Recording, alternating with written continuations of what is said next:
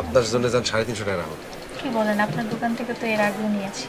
আপা এর জন্য আপনার জন্য আমি কম। 200 টাকা দিব। সালাম দুলা ভাই, সালামের জবাব দেন না।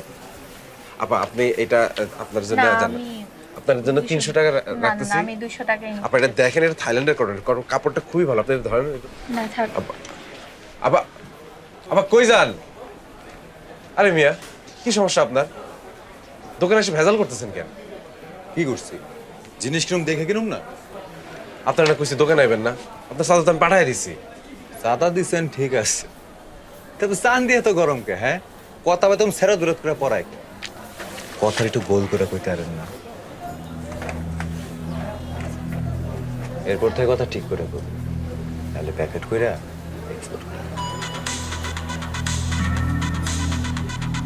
সালামালাইকুম ভাই। হ্যাঁ ভাই, আইতাছি ভাই।